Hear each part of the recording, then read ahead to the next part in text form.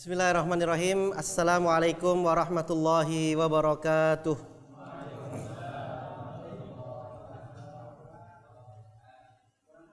Innal hamdalillah nahmaduhu wa nasta'inuhu wa nastaghfiruh wa na'udzu billahi min syururi anfusina wa min sayyiati a'malina.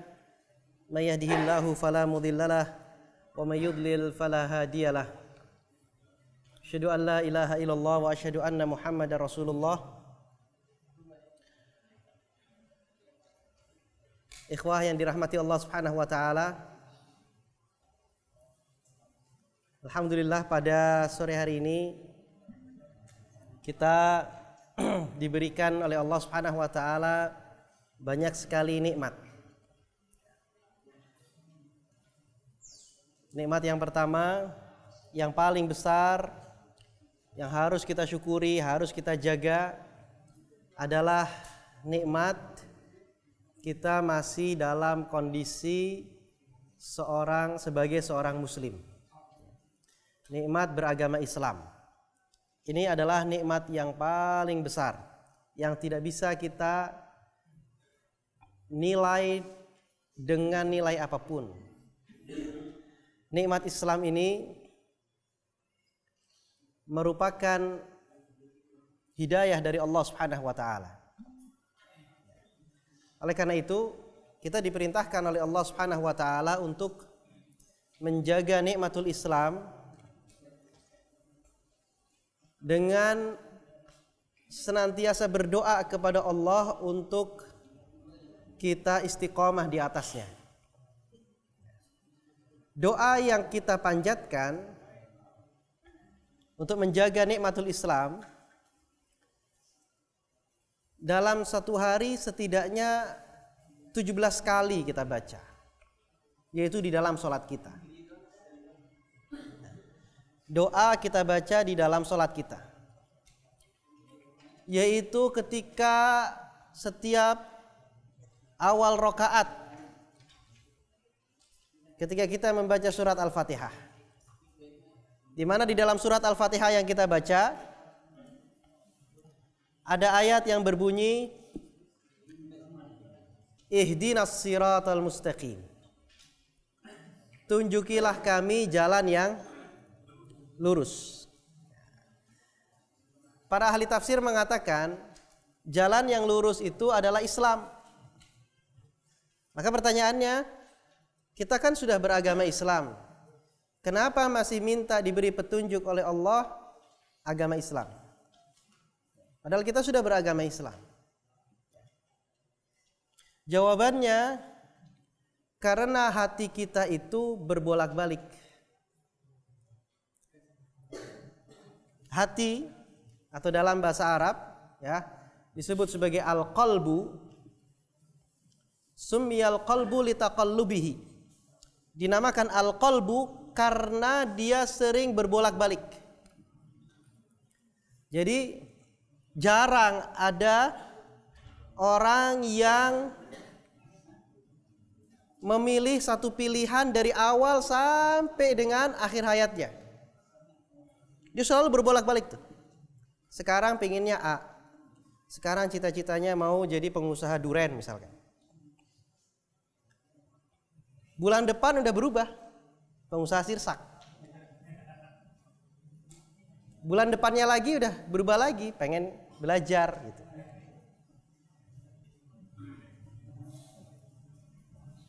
Itu hati selalu seperti itu. Summiyal qalbu litaqallubi. Dinamakan hati karena itu berbolak-balik. Demikian pula pilihan agama.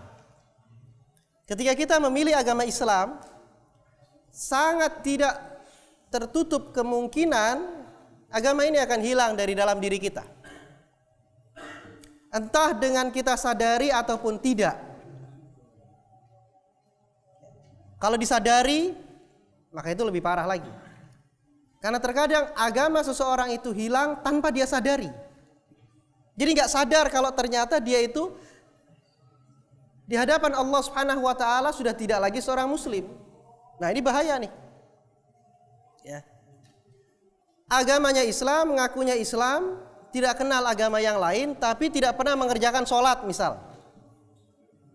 Padahal sholat itu adalah syarat utama menjadi seorang Islam, seorang Muslim. Kata Nabi SAW, al-ahdul ladzi bainana as-salah. Perjanjian di antara kita, yaitu dalam beragama Islam, itu adalah salat. Faman tarakaha faqad kafar. Siapapun yang meninggalkan salat, maka dia telah mengkufuri syariat ini.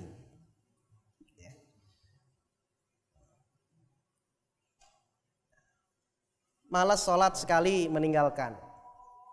Diturutin kedua kalinya, ketiga kalinya, terus sampai akhirnya lututnya dia tidak pernah menyentuh ke tanah karena bersujud kepada Allah Subhanahu wa taala.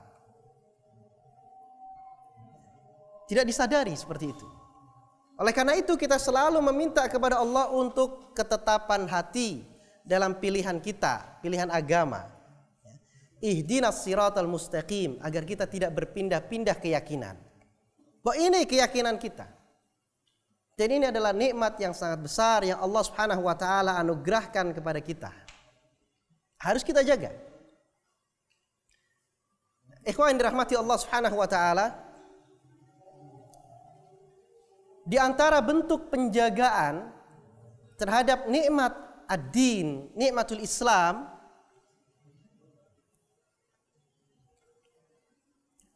ada ringkasnya itu ada 3 perkara. Yang pertama adalah al-iktsaru minat taubah. Memperbanyak bertaubat kepada Allah Subhanahu wa taala. Dan mari kita perbaharui pemahaman kita tentang taubat. Taubat itu bukan hanya terhadap kesalahan yang kita perbuat dan kita ketahui. Tidak. Taubat itu bahkan kepada kesalahan yang kita lakukan secara tidak sengaja, kita wajib untuk bertaubat darinya. Dan taubat itu juga kita lakukan dalam rangka bersyukur kepada Allah Subhanahu wa taala. Bagaimana itu? Nabi SAW bersabda, "Inni la astaghfirullah fil yaumi 70 marrah."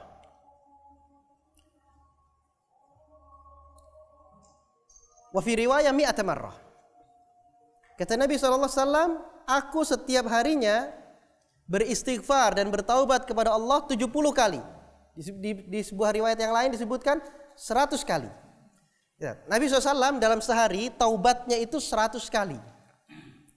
Maka kalau kita bertanya, kalau kita maknai bahwa taubat itu hanya dari dosa, kita bisa memaknainya nanti salah.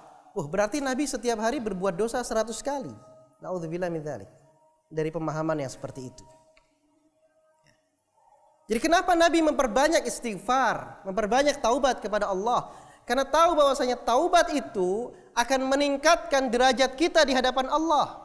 Bukan hanya karena satu kesalahan yang kita lakukan dan kita ketahui. Oleh sebab itu di dalam Al-Quran Allah Subhanahu wa taala sebutkan, innamat taubatu lilladzina ya'maluna as-su'a bijahalah thumma yatubuna min qarib. Taubat itu ya adalah bagi orang-orang yang berbuat kesalahan karena jahalah, karena kebodohan, ketidaktahuan, ketidaksengajaan, thumma yatubuna min qarib. Kemudian dia segera beristighfar kepada Allah Subhanahu wa taala.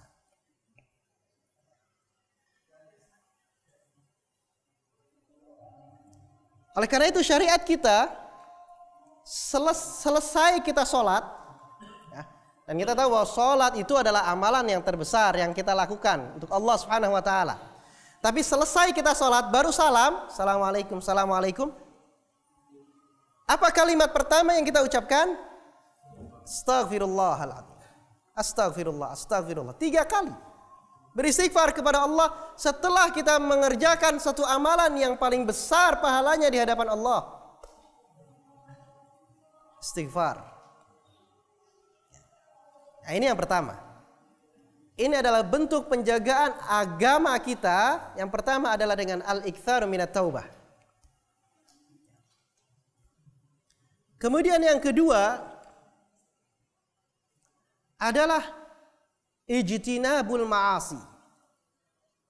Meninggalkan kemaksiatan.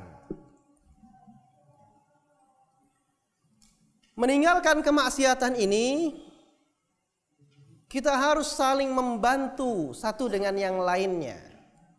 Adanya tanasuh, saling mengingatkan. Ya, kita semua di sini bersaudara, maka kita saling mengingatkan. Kalau ada saudara kita berbuat kesalahan, nasihati, jangan dibiarkan. Diberitahu, jangan dibiarkan. Karena itu yang kita butuhkan. Berbuat maksiat itu ayuhal ikhwah yang dirahmati Allah Subhanahu wa taala, ada dua macam. Yang pertama, maksiat yang dilakukan secara terang-terangan. Maksiat yang dilakukan secara jahr, terang-terangan. Nah, ini bahaya.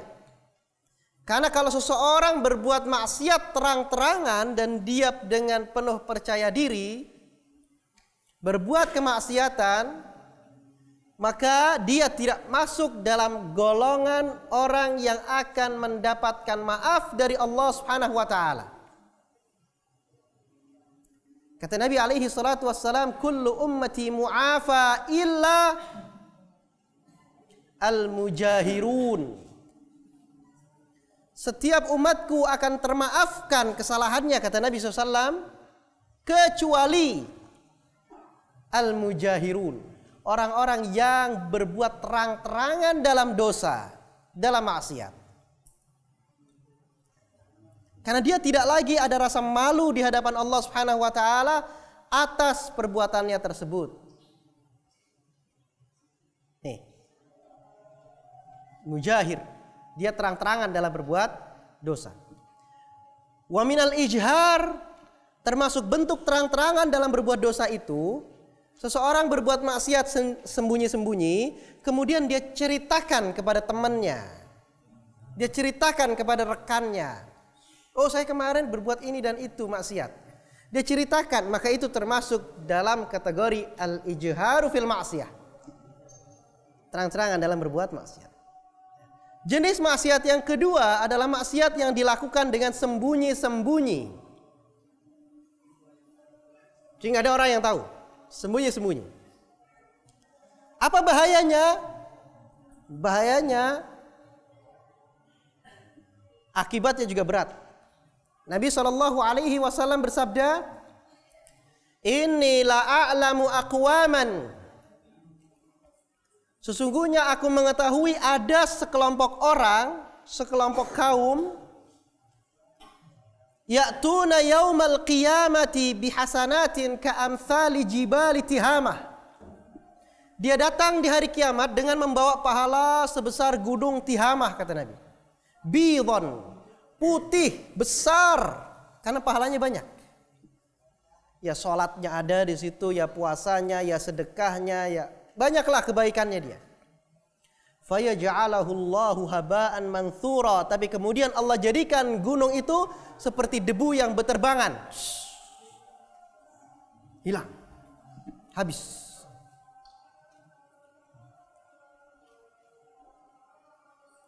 Lalu para sahabat bertanya, "Ya Rasulullah, sifhum lana. Jallihim lana." Ya Rasulullah, beritahukan kami seperti apa sifat orang-orang itu supaya kami bisa menghindarinya. Kata Nabi SAW, mereka itu humul ladzina idza khalau bimaharimillahi intahakuha. Adalah orang-orang yang menyendiri dan di hadapan mereka ada kesempatan berbuat maksiat, mereka lakukan maksiat itu. Jadi maksiat ada dua tadi. Ada yang ijhar, ada yang israr. Ada yang terang-terangan, ada yang sembunyi-sembunyi. Yang terang-terangan tidak dimaafkan oleh Allah, yang sembunyi-sembunyi akan menjadikan amal soleh kita seperti debu yang berterbangan, tidak bermanfaat. Maka pilihannya cuma satu, kita hindari maksiat. Dan kita bertaubat setiap kita melakukan kemaksiatan.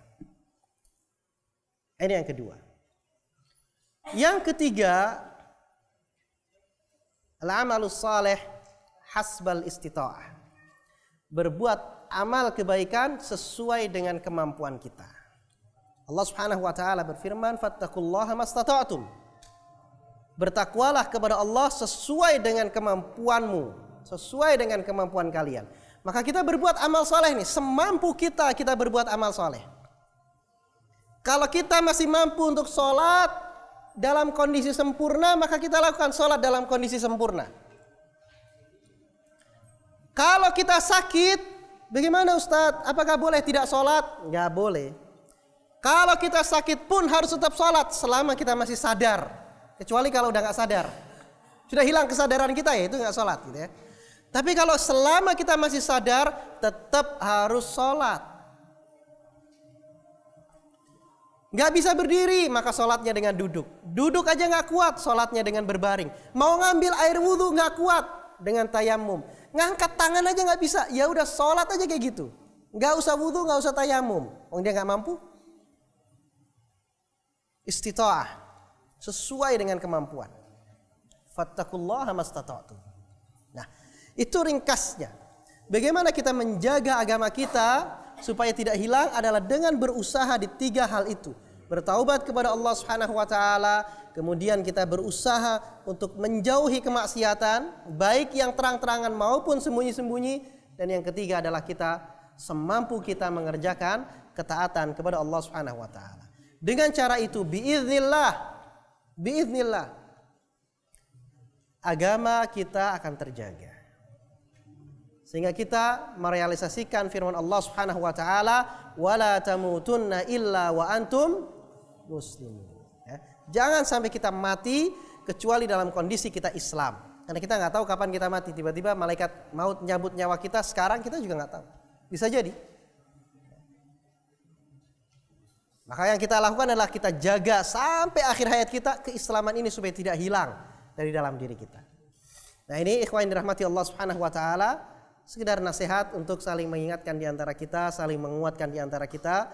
Karena amal kebaikan itu, untuk menjaga kebaikan ini tidak bisa kita lakukan sendiri-sendiri.